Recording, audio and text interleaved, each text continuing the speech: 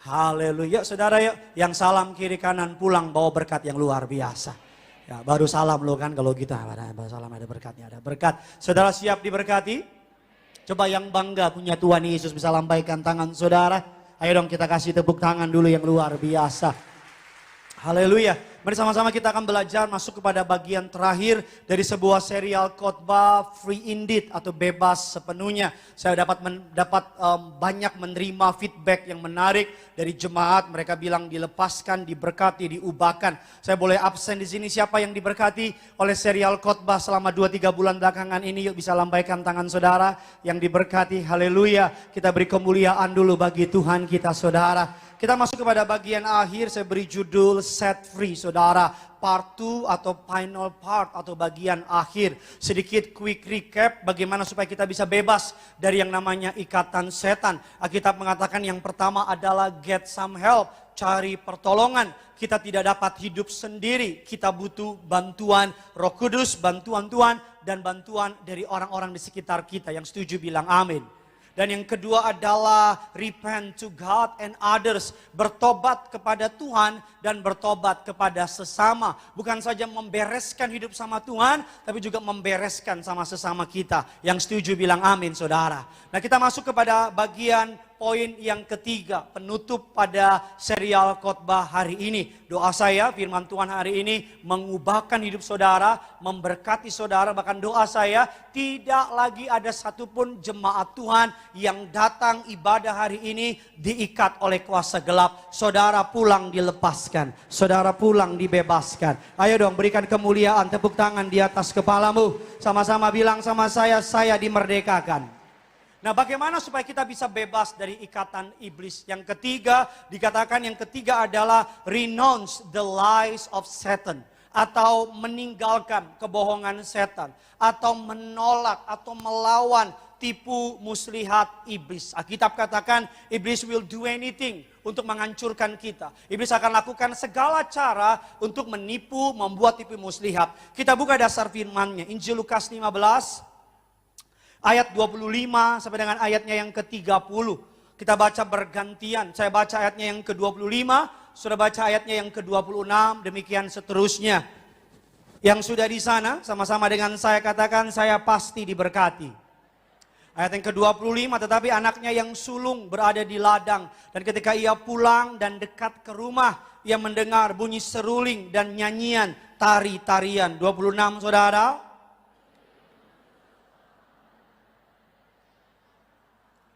Ayat yang ke-27, jawab hamba itu, adikmu telah kembali dan ayahmu telah menyembelih anak lembu tambun. Karena ia mendapatkannya kembali dengan sehat. 28. Lalu ayahnya apa? Dan berbicara dengan dia. 29, yuk sama-sama karena ada kebenaran yang menarik. Tetapi katanya telah dan belum pernah aku melanggar. Tetapi kepadaku belum pernah Bapa memberikan apa? Untuk bersuka cita dengan apa?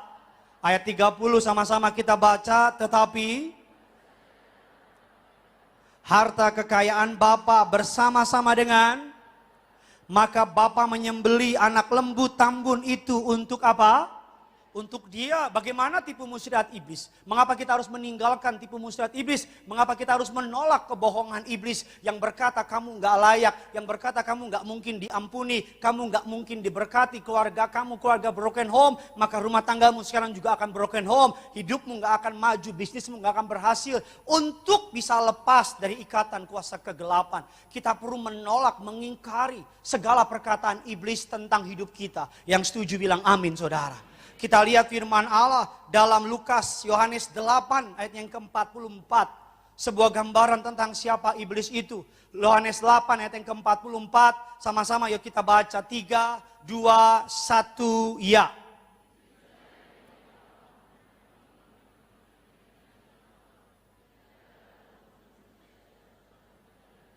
Sebab di dalam dia tidak ada apabila ia berkata atas, sebab ia adalah apa? Pendusta dan bapa segala. Sama-sama bilang sama saya, iblis adalah pembunuh manusia. Sama-sama bilang sama saya, iblis adalah bapa segala dusta. Iblis adalah pendusta. Ingat itu, setiap kali saudara diintimidasi, ingat bahwa dia adalah pembunuh manusia. Setiap kali saudara diperkatakan engkau tidak layak, engkau tidak bahagia, engkau nggak akan diberkati, ingat bahwa tidak ada kebenaran dalam perkataan iblis, katakan amin. Semua perkataan iblis, Alkitab katakan adalah dusta. Kalau kita lihat kisah yang baru kita baca, ada seorang kakak beradik yang sulung dan yang bungsu. Ada kebenaran yang menarik di ayat yang ke-26. Dikatakan demikian ayat yang ke-26. Lalu ia memanggil salah seorang hamba dan bertanya kepadanya, apa arti semuanya itu? Dia pulang dari ladang dan dia melihat ada pesta di rumahnya. Dia panggil hambanya dan kita lihat bagaimana hambanya menjawab. Ayat yang ke-27 mengatakan demikian, jawab hamba itu, adikmu dan ayahmu telah apa? Menyembeli anak lembu tambun. Alkitab katakan harusnya anak yang sulung ini get langsung sama ayahnya. Tapi dia bertanya sama hambanya. Makanya informasinya salah. Makanya pendapatnya salah. Makanya pandangannya salah. Makanya konsep berpikirnya salah. Karena salah bertanya. Kalau dia tanya sama papanya, maka saya percaya papanya akan bisa memberi good explanation sama anaknya. Yang setuju bilang amin. Tapi dia bertanya sama hambanya, bahkan hambanya berkata, anak adikmu sudah kembali sehat, dia bilang. Bahkan ayahmu memotong lembu yang tambun. Kenapa harus ada bahasa tambun? Ini bukan Bekasi maksud saya. Kenapa harus ada bahasa tambun? Karena hambanya pengen bilang bahwa, look at, adikmu dipotongin lembu yang tambun. Kenapa harus kasih judul lembu yang tambun? Kenapa nggak bilang anak lembu saja? Kenapa harus bilang adikmu kembali dalam keadaan sehat? Kenapa nggak bilang yang lain? Karena kenyataannya adiknya kembali bukan dalam keadaan baik. Kenyataannya adiknya kembali habis makan makanan bekas hidung pesek, kaki pendek. Bekas apa? Ngomong babinya jangan nengok kiri kanan dong. Bekas makanan babi sih, lihat. Salah meminta pendapat akan menghasilkan sudut pandang yang berbeda. Makanya tanya sama Tuhan, bukan tanya sama yang lain. Kalau saudara have a problem, jangan tanya sama orang bukan orang percaya. Jadi sesat nanti saudara. Amin. Jadi salah nanti saudara. Kita lihat dusta apa lagi yang iblis lakukan di ayat yang ke-29. Dikatakan demikian, katanya, telah bertahun-tahun aku melayani Bapa dan belum pernah aku melanggar perintah. Belum pernah aku melanggar perintah. Belum pernah aku melanggar. Saya mau tanya di sini orang tua yang punya anak, angkat tangan. Ayo Pak, jangan pura-pura jomblo Pak. Saya mau tanya, anakmu selama anakmu hidup besar, pernah nggak melanggar perintahmu atau nggak pernah sama sekali? Yang bilang sering angkat tangan. Yang bilang anaknya nggak pernah melanggar angkat tangan. Kita jadikan anaknya sebagai Tuhan dan Juru Selamat. Betul apa tidak? Saya rasa cuma Yesus aja tuh yang dari kecil nggak pernah melanggar perintah mamanya. Jadi perkataan dari si sulung ini wrong, dusta, salah. Dia bilang belum pernah aku melanggar perintah Bapa. Gak ada anak yang gak pernah melanggar perintah bapaknya. Saya bilang sama anak saya gini, jangan main air. Saya balik main air dia. Malah mandi sama air. Gak ada. Kita lihat lagi dusta selanjutnya yang saya pengen saudara belajar. Ini sangat penting. Karena iblis bermain di area dusta. Emang saudara pikir yang bikin Adam dan Hawa jatuh kenapa? Dusta iblis. Karena Allah tahu. Kalau kamu makan buah pengetahuan yang baik yang benar ini, kamu akan jadi sama kayak Allah. That's a lie. Itu dusta. Amin. Kita lihat ayat selanjutnya. Dikatakan ayat selanjutnya. Ayat yang ke-26. Tetapi kepadaku belum pernah Bapa memberikan seekor anak. Saya ulang sekali lagi. Tapi kepadaku belum pernah Bapa memberikan seekor. Mari kita cek perkataan si sulung ini. Benar nggak? Bapak nggak pernah kasih seekor anak kambing. Kita lihat firman Allah. Lukas 15, maju ke ayat yang ke-12 di atas sedikit. Biar saudara bisa mengerti perkataan ini bohong apa enggak. Ayat yang ke-12. Lukas 15 ayat yang ke-12. Yuk sama-sama kita baca. Tiberias Gading Nias. 3, 2, 1. Ya, kata.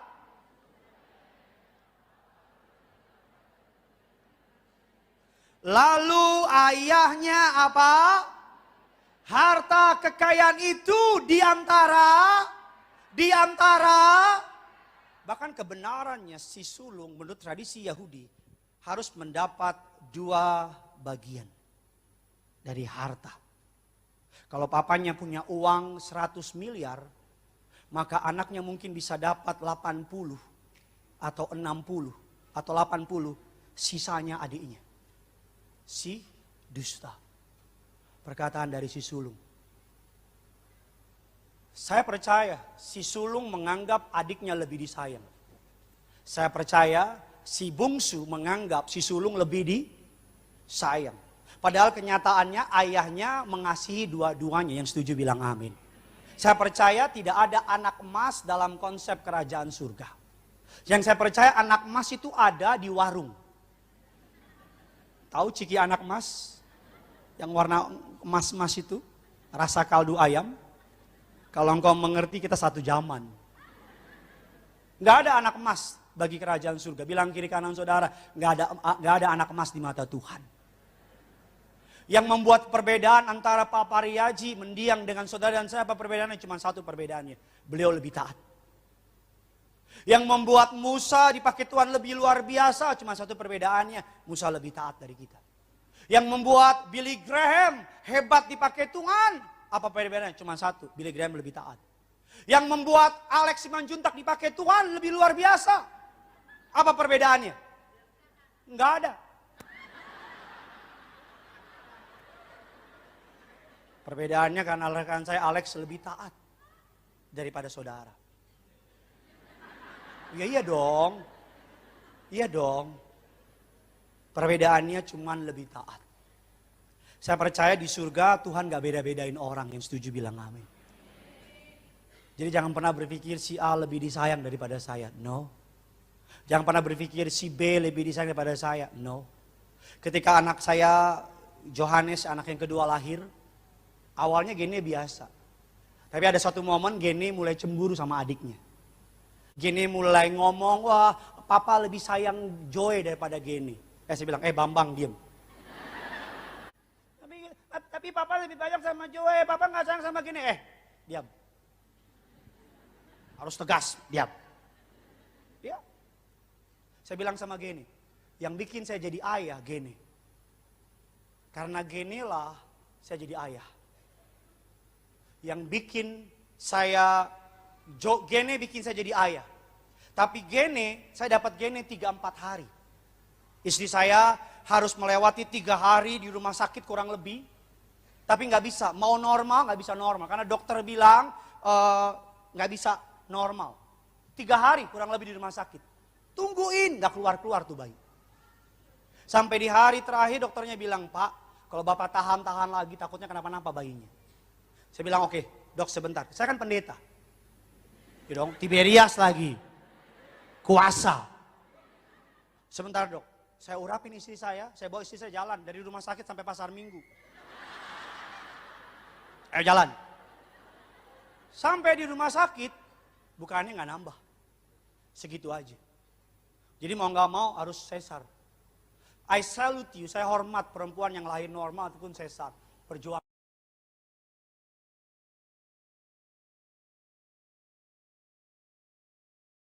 Sama-sama susahnya.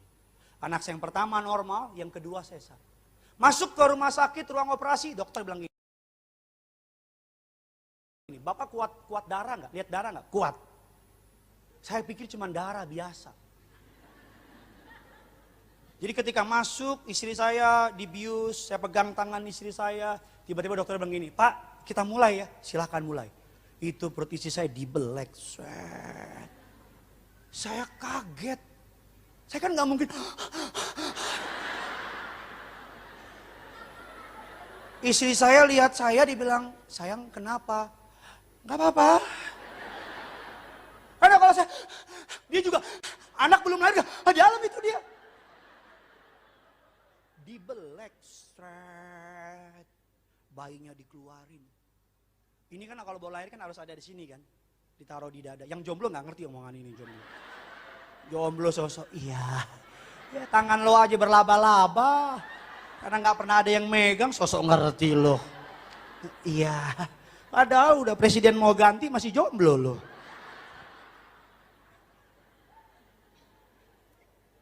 Dikasih ke saya, karena istri saya lagi ditutup lagi jahitannya. Buka baju pak, saya buka. Terpaksa, six-pack saya kelihatan. Roti sobek. Sobeknya banyak lagi. Taruh sini, di dada saya. Saya nyanyiin lagu Mazmur 23. Engkau gembala yang baik, kau menuntun hidupku, sekalipun ku berjalan dalam lembah kekelaman. Lagu gereja dong, bukan lagu dunia. Baru lahir, cinta satu malam, oh indahnya cinta satu malam, buatku bahagia. Awas kalau ada orang tua begitu disalipin loh. Makanya saya mau bilang ya, Pak, kalau istrimu lahir Pak, ikut. Istrimu lahir, anakmu lahir.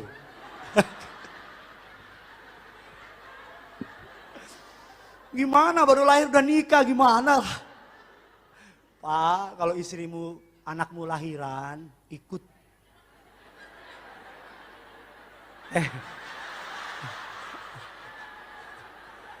Ya udahlah, pendeta juga manusia.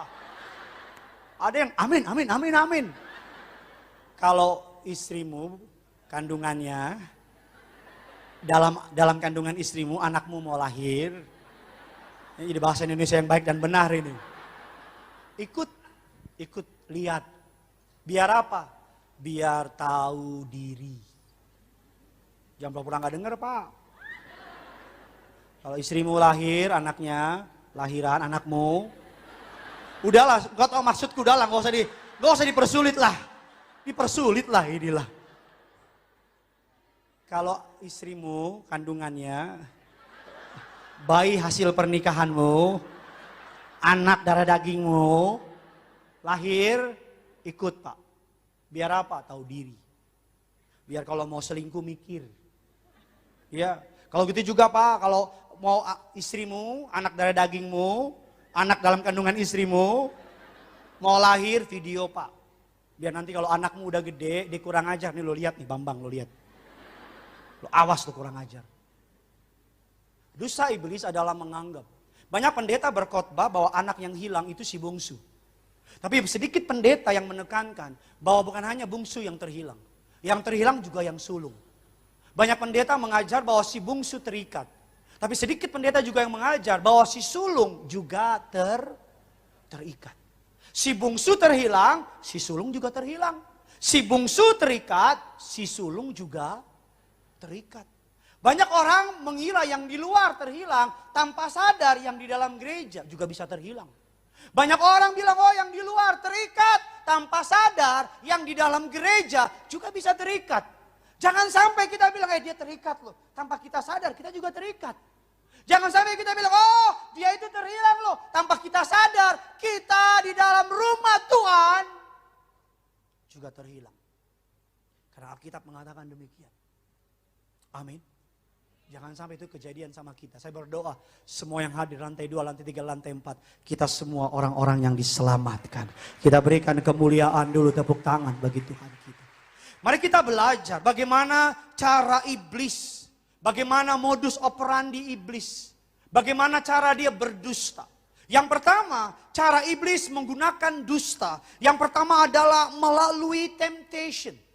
Ketika iblis mencobai kita, iblis akan menurunkan efek dari dosa. Iblis akan membuat kita berpikir bahwa buat dosa itu fine, gak ada masalah. Iblis akan bilang, gak apa-apa kali selingkuh. Kan istrimu gak tahu. Gak apa-apa kali kita melakukan yang namanya hubungan suami istri di luar pernikahan. Kan saling cinta, kan saling sayang. Gak apa-apa kali. Oh gak apa-apa kali pukul istri. Namanya istri bisa dipukul. Bebas kali. Iblis sebelum kita. Dia menipu kita, temptation. Dia merendahkan kuasa dosa. Dia mengecilkan efek dari dosa. Dengan dia bilang, gak apa-apa kali cuman chat-chatan. Gak pakai perasaan. Habis chat-chatan ketemu. Gak apa-apa kali ketemuan. Toh gak pakai perasaan. Habis ketemuan, gak apa-apa kali tidur bareng sama istri orang. Toh tidurnya gak pakai perasaan. Gak apa-apa pendeta khotbah dibiarin, diemin aja. Gak apa-apa. Udah kebal gua. Amin. Biasanya iblis kalau godain anak muda yang lagi pacaran. Gak apa-apa kali tidur bareng.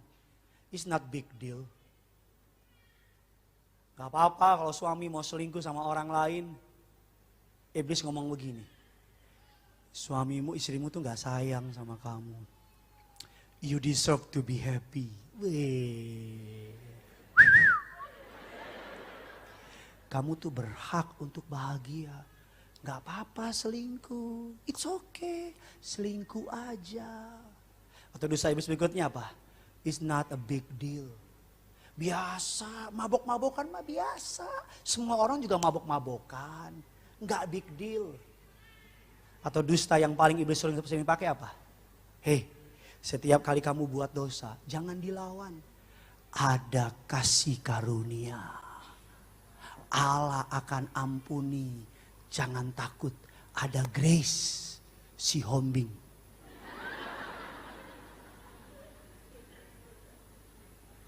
Biasanya anak muda, kalau pacaran, udah melakukan hubungan suami istri, sebelum melakukan itu iblis bilang gini, gak apa-apa, kan saling sayang. Toh nanti juga nikah. Betul ya? Setelah melakukan, iblis serang. Sebelum melakukan, dia kecilin dosanya. Setelah melakukan, dia gedein dosanya.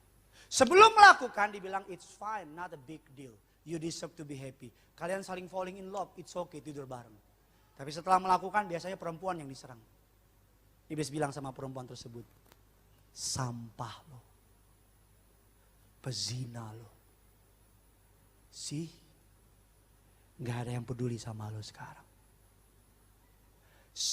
Cowok lo udah dapet apa yang dia mau. Lo akan dibuang sama dia. Makanya efek dari pacaran di luar kekudusan, pasti insecure. Pasti berantem. Cowoknya mau pergi kemana, pasti ceweknya video call. Video call. Lagi makan apa? Makan ayam. Ayamnya perempuan apa laki-laki? Ya. Di hotel, video call. Di hotel sampai video call, sampai cowoknya disuruh lihat, buka lemari. Lihat tempat tidur. Lihat di kolong. Ya, karena kenapa? Sudah melakukan hubungan suami istri sebelum pernikahan. Jadinya apa? Insecure. Iblis yang pertama mengecilkan dosa. Tapi ketika kita jatuh dalam dosa, iblis juga yang pertama akan mengaccusation kita, mengintimidasi kita. Sebelum para bapak selingkuh dengan perempuan lain, iblis akan bilang, gak apa-apa kali, so istrimu cerewet, kamu tuh deserve to be happy. Boleh kali jalan sama istri orang, kan yang penting istri sama suami masing-masing gak ada yang tahu.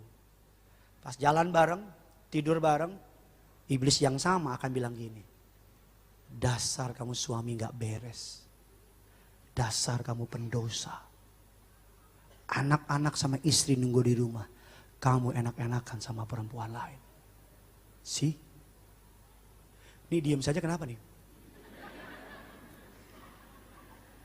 Halo? Omongan saya benar apa benar? Benar aja apa benar banget? Gila sebelum jatuh dalam dosa, dia bilang, it's okay, it's okay. Mansubasi, it's okay. Onani, it's okay. Nggak apa-apa. Laki-laki di luar sana buat itu, perempuan sana buat itu. Tapi ketika jatuh dalam mansubasi, onani, akan datang intimidasinya. Lo nggak layak. Nggak usah doa. Tuhan nggak dengar doa lo. Nggak usah nyembah. Tangan lo habis ngapain. Nggak usah jawab, pendeta ngomong. Amin. Saya kemarin ngantar anak saya ke sekolah. Nggak usah tahu apa anak sekolah anak saya. Karena kalau tahu kau datengin nanti sekolah aja. Antar anak saya ke sekolah, long story short, anak saya masuk kelas. Saya nunggu dia pulang. Saya pergi ke warung di belakang. Warung di belakang saya pesen tahu 10 biji. Nah kan uang saya terserah saya dong. Mau beli 1 truk juga terserah saya, uang saya. Saya beli tahu 10 biji. Saya pesan teh manis. Saya duduk di warung. Saya nggak kurang-kurang, nggak lebih-lebihin. Duduk di warung, makan tahu. Di samping saya ada bapak-bapak, ibu-ibu yang anaknya lagi belajar di dalam. Bapak-bapak ngomong gini, bercanda-bercanda, menyerempet, jorok-jorok. Kamu mau nggak jadi ibu sambung gua, jadi ibu sambung buat anak gua. Tapi ibu yang ketawa-ketawa, ha. Terus ibu itu ngomong gini, siapa takut? Emang lu bisa ladenin gua? Kata bapaknya, wah bisa. Bapak-bapak yang di belakang, sikat bro. Ibu-ibu yang di belakang, wah gila lo, ajar. Saya mau bilang ya, awalnya lucu. Tapi saya mau bilang sama saudara, itu menuntun kepada perselingkuhan. Itu menuntun kepada perzinahan. Don't entertain your sin. Jangan mengentertain dosa kita. Call me lebay, call me old fashion, call me ketinggalan zaman. Tapi semua dosa bermulai dari pembiaran, bermulai dari hal yang kecil. Saya di samping itu dengar mereka bercanda-bercanda jorok. Saya bilang, kok jadi begini sih? Saya bungkus tahu saya. Ada bapak-bapak lihat saya bilang, Pak nganter anaknya, bukan anak tetangga. Ya anak gua lah. Ayo Pak sini gabung. Oh gak ada mati gua. Enak aja gua gabung-gabung sama lu. Kalau saya gabung ada jemaat Tiberias gimana? Saya di samping, Saudara kan jemaat Tiberias kan diem-diem menghanyutkan kan. Dia diem aja, dia pantau. Udah jatuh dalam dosa, Salam Pak Gideon, mati gak gue? Habis gak gue? Don't entertain your sin. Saya pengen baca kutipan dari seorang hamba Tuhan memberkati saya. Don't entertain something that God trying to remove you. Jangan entertain sesuatu yang Tuhan sedang usaha ambil, hilangin dari saudara. Ada banyak bapak-bapak punya WA group. SMP, SMA. Dan WA grupnya jorok-jorok. Dengan alasan gak apa-apa kali. Kan buat have fun. Buat lucu-lucuan. Awalnya lucu-lucuan. Suplai kita suplai kita yang jorok-jorok. Padahal status WA kita, the Lord is my shepherd. Weh, gila fotonya Yesus lagi berdoa di Getsemani. Sudah pikir dia doa buat siapa? Buat lo. Status mah paling bener gitu. The Lord is my shepherd. Tapi ini ada cerita jorok nih. Wah. Ini siapa yang kirim cerita jorok banget nih? Yang fotonya Tuhan Yesus.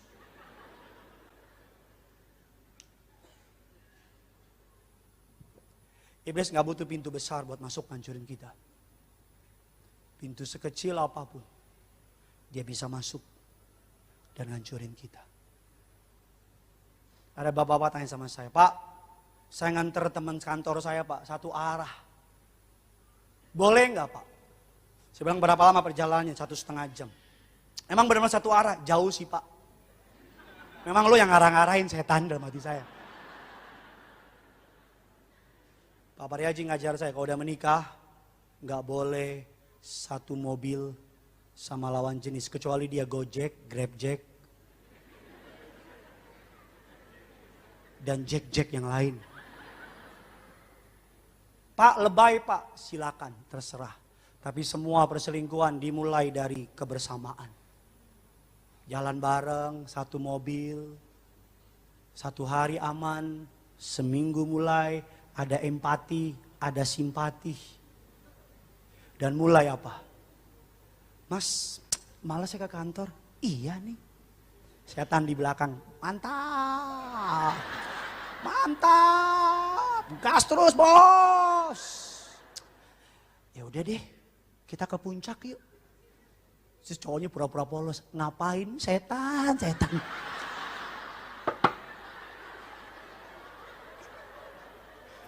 Ngapain? Doa puasa.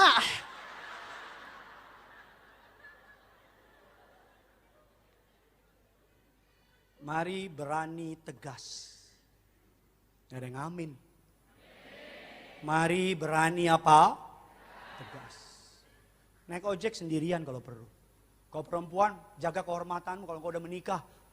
Engkau ibu dari anak-anakmu. Engkau istri dari suamimu. Jaga kehormatan rumah tanggamu. Jangan mentang-mentang ongkos lebih murah, nebeng terus. Naik gojek, naik taksi. Atau suruh suamimu jemput. Pak, jangan sok-sok belas kasihan pak. Aduh kasihan, dia kan wanita. Kenapa harus dia? Kan banyak wanita di muka bumi ini.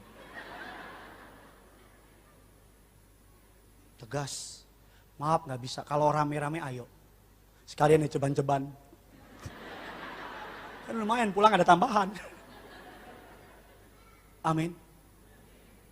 Don't entertain your sin.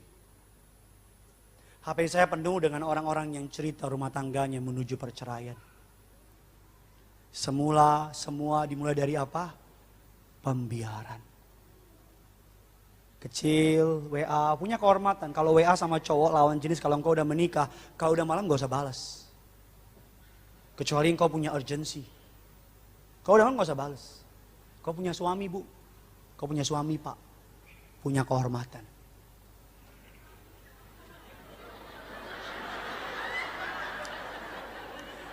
Cuman yang ngerti yang ujung doang itu. Yang ini pada amin-amin dia. Kita lihat satu ayat sambil kita akan tutup ibadah hari ini. 2 Korintus 2 ayat yang ke-11. Saya undang saudara Renaldi. 2 Korintus 2 ayat yang ke-11. Saudara diberkati amin. Kita berikan kemuliaan dulu dong buat Tuhan kita. Yuk sama-sama kita baca. 3, 2, 1 ya.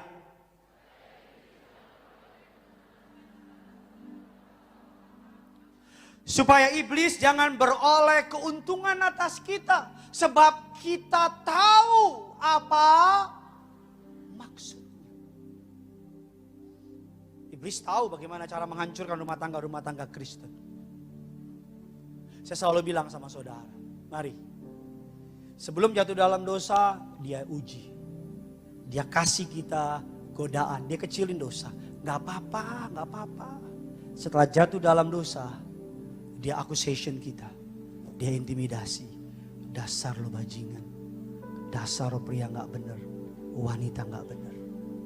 Ujung-ujungnya apa? Ngerasa gak layak. Ujung-ujungnya apa? Males ke gereja. Orang tuh bodoh banget deh. Kita kalau sakit, kita pergi kemana? Ke rumah sakit. Gak ada orang sakit ngindarin dokter, gak ada. Lalu kalau kita berdosa, jatuh dalam dosa, kenapa kita ngindarin Tuhan? Itu aja pola pikirnya. Kalau saudara sakit, saudara pergi ke rumah. Lalu kalau saudara jatuh dalam dosa, kenapa saudara hindarin Tuhan? Kalau saudara punya masalah kesehatan, saudara cari dokter karena dokternya menyembuhkan. Lalu kalau saudara gagal dalam hidup ini, kenapa engkau lari dari Tuhan? Kenapa engkau bukan datang ke Tuhan? Kenapa engkau malah menjauh dari Tuhan? Bukan kenapa engkau malah mendekat sama Tuhan? Kenapa malah Tuhan yang kau jauhi? Padahal Tuhan satu-satu yang mendapat menyelamatkan engkau. Amin. Karena iblis akan mengiring kita ketika kita jatuh dalam dosa. Iblis akan bilang begini sama kita. Tuhan gak sayang sama kamu. Penyakit yang kamu derita karena dosamu. Ekonomi yang kamu hancur hari ini karena dosamu. Kamu gak usah ke gereja. Tuhan benci sama kamu. Tuhan marah sama kamu. Salah satu dusta terbesar iblis adalah memberitahukan kepada anak-anak kerajaan surga. Kalau bapaknya di surga marah dan benci sama anak-anaknya. Padahal kebenarannya, Bapa di surga crazy in love with you. Sangat mengasihi saudara. Ada seorang ibu-ibu, saya gak pernah lupa cerita ini. Di Sarbi ini. Pak, tolong doain. Saya punya kanker stadium 3. Saya baru mau taruh tangan saya. Sebentar Pak. Kanker saya ini datang dari Tuhan. Saya bilang, what? Kanker ini saya derita karena Tuhan marah sama saya. What? Saya langsung bilang sama ibu ini. Tuhan yang mana yang kau sembah? Ya. Pengajaran model apa yang kau dengar? Saya percaya, Alkitab saya katakan semua pemberian yang baik datang dari Bapa yang di atas. Saya percaya bahwa surga hanya dapat memberi yang baik untuk anak-anaknya di tempat ini. Saya percaya surga hanya dapat memberi berkat, mukjizat, anugerah, kebaikan, pertolongan, jawaban doa. Saya percaya di gudangnya surga gak ada yang jahat buat kita. Tapi saya juga percaya bahwa upah dari dosa adalah maut. Saya juga percaya karena dosa orang bisa kena penyakit. I do believe that. Tapi saya juga percaya penyakit itu bukan datang dari Tuhan. Seperti saya bilang, ketika kita memberontak sama Tuhan, ketika kita melawan Tuhan, kita sedang membuka pintu untuk iblis masuk, mencuri, membunuh, membinasakan. Artinya yang bikin kita sakit bukan Tuhan. Tapi karena engkau memberontak sama Tuhan, kita membuka pintu. Dan iblis masuk. Dia curi. Apa yang dia curi? Kesehatanmu. Apa yang dia curi? Damai sejahteramu. Apa yang dia bunuh? Keharmonisan rumah tangga dia bunuh. Jadi jangan pernah bilang Tuhan yang hukum. No. Jangan pernah bilang Tuhan yang hajar. Saya percaya ketika kita berontak sama Tuhan, kita buka pintu. Dan Allah bermain di atas firman. Katakan amin. Upah dari dosa adalah maut. Makanya saya ulang sekali lagi. Semua larangan yang Alkitab tulis bukan untuk kebaikan Tuhan, tapi untuk kebaikan setiap orang di tempat ini. Semua larangan, karena pada prinsipnya Tuhan gak bisa bertambah untung, Tuhan gak bisa bertambah rugi. Tuhan stabil. Amin. Saudara ke gereja gak ke gereja, dia tetap Tuhan. Saudara bertobat gak bertobat, dia tetap Tuhan. Saudara kasih persembahan gak kasih persembahan, surga gak pernah miskin.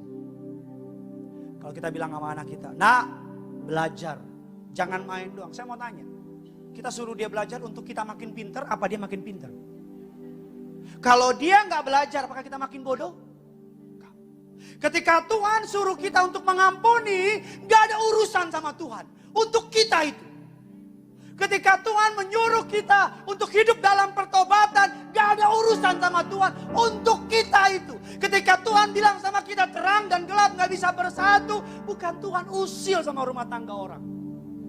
Gak ada urusan sama Tuhan. Semua larangan yang Alkitab tulis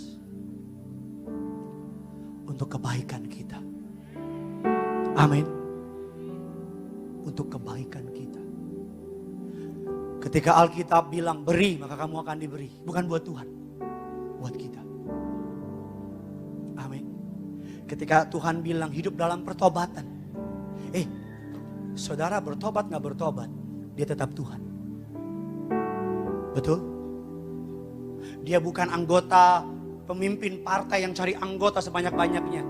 Ada gak ada manusia, dia tetap Tuhan. Tuhan tanpa manusia tetap Tuhan. Manusia tanpa Tuhan debu tanah. Amin. Kita akan doa untuk pelepasan hari ini. Di beberapa cabang banyak orang yang mengalami pelepasan. Jangan berpikir, Pak, saya nggak punya ikatan. Look inside of you.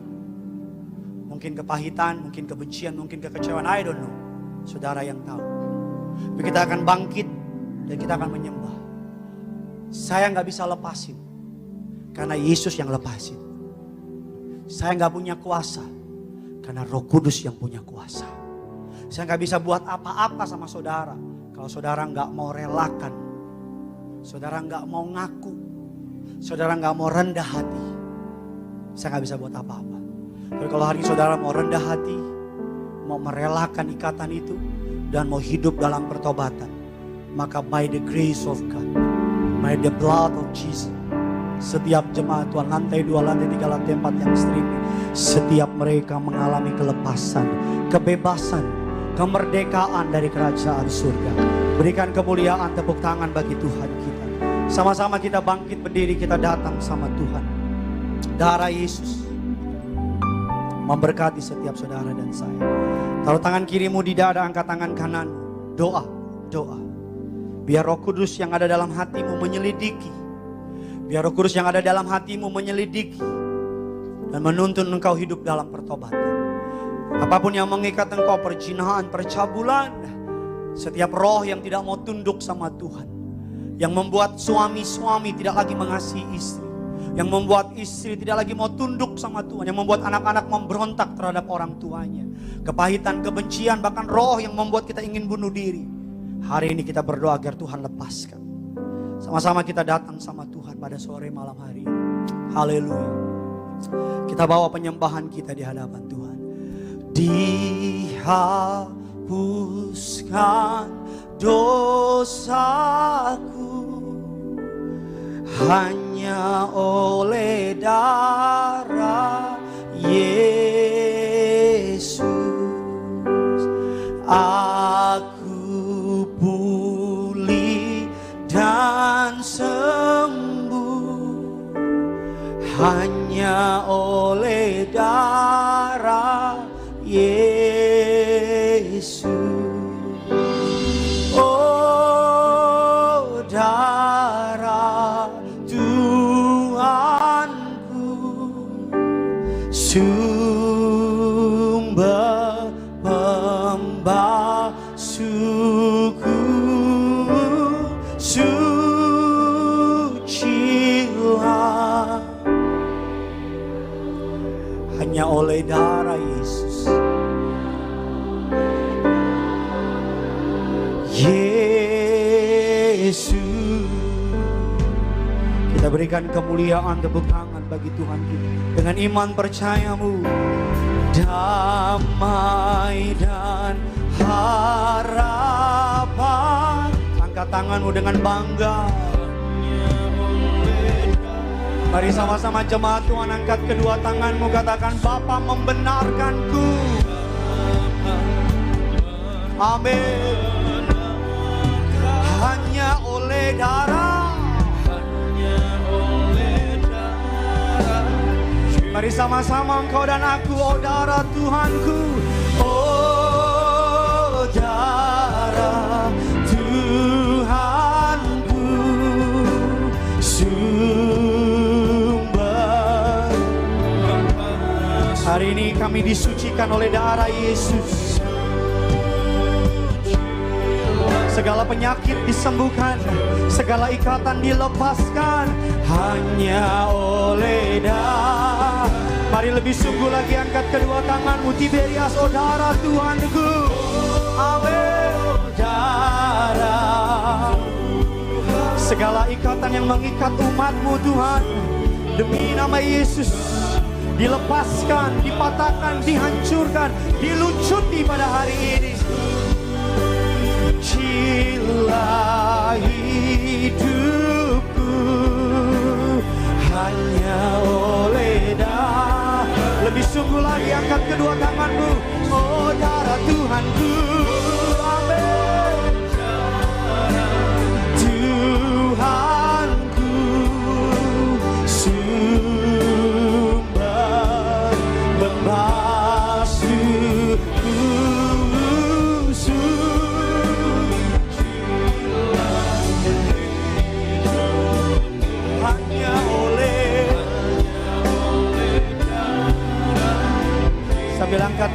jemaat Tuhan, olah darah Tuhanku. Oh darah. Segala kuasa bertukuk lutut di bawah darah Yesus.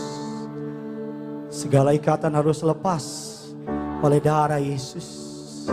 Segala roh kepahitan, roh kebencian, roh kekecewaan, roh bunuh diri, roh perzinahan, roh percabulan, roh masturbasi, roh yang memberontak terhadap Allah, lepas dalam nama Yesus. Have a faith, punya iman. Angkat tanganmu, apa yang mengikat engkau hari ini, oh darah Tuhan. Oh, bahkan kuasa ini masuk ke dalam setiap rumah tangga yang menonton acara pada hari ini. Demi nama Yesus, oleh darah Yesus kami orang-orang yang dimerdekakan. Oleh darah Yesus kami orang-orang yang berkemenangan. Oleh darah Yesus kami bukan orang-orang yang diperbudak oleh dosa. Hanya oleh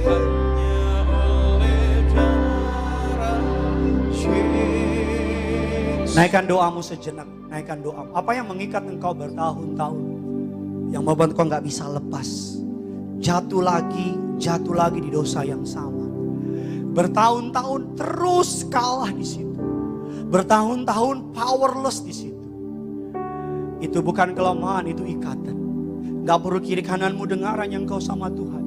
Bilang, Tuhan, aku adalah anak kerajaan surga. Firman-Mu berkata, aku orang yang merdeka. Hari ini apapun yang mengikat aku berdoa dalam nama Yesus, lepaskan aku Tuhan, lepaskan aku Tuhan. Roh perzinahan, roh percabulan, mari rendah hati ngaku sama Tuhan. Dosa yang tidak diakui adalah dosa yang tidak dapat diampuni. Tapi ketika kita mengaku kelemahan kita sama Tuhan, maka Dia setia dan adil. Dia akan menyucikan dosa kita yang merah seperti kirmisi, akan diputihkan seperti salju. Anak-anak muda, angkat tanganmu. Kalau engkau terikat oleh masturbasi onani, angkat tanganmu. Kalau engkau terikat oleh yang namanya pornografi, angkat tanganmu. Gak usah malu. Yesus mau melepaskan engkau sore hari ini. Para rumah tangga, kalau rumah tanggamu terikat oleh ketidaksetiaan, angkat tanganmu. Yesus mau melepaskan engkau pada hari ini. Angkat tanganmu, katakan, aku orang-orang yang merdeka di dalam Yesus. Aku bukan budak oleh dosa. Aku tidak diperbudak oleh segala ikatan. Mari lantai 3, lantai 4, lantai 2, angkat tanganmu. Terima kebebasan dari Tuhan. Terima kemerdekaan dari Tuhan. Engkau bebas, engkau menang, engkau lepas segala ikatan, segala bondage dalam nama Yesus. Lepas dalam nama Yesus. Lepas dalam nama Yesus. Tidak punya kuasa atas rumah Tuhan di tempat ini. Haleluya, haleluya.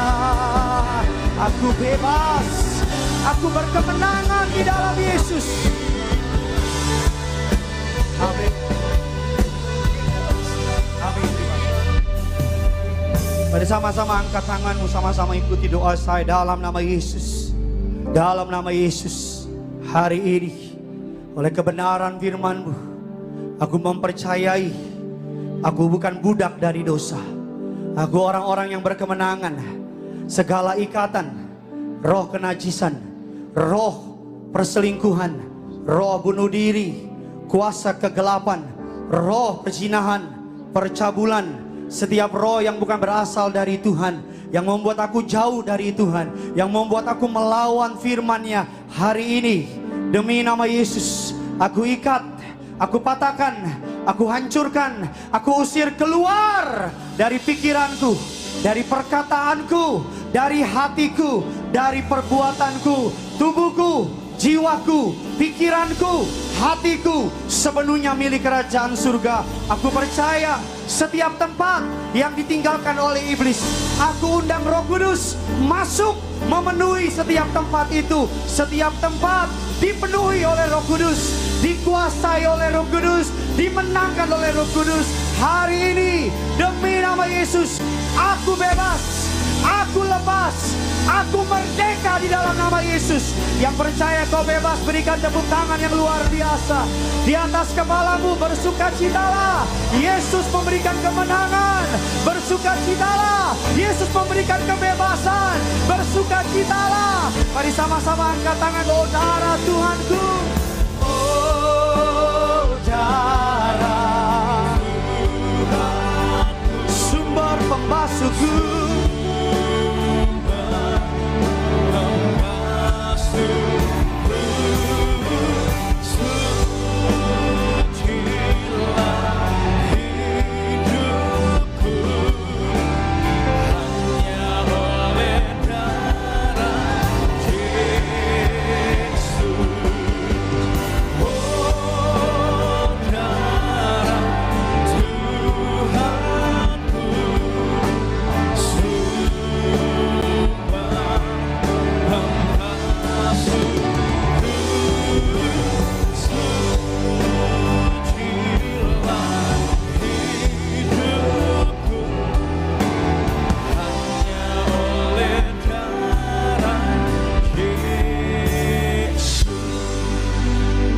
Kita berikan tepuk tangan yang meriah bagi nama Tuhan Yesus.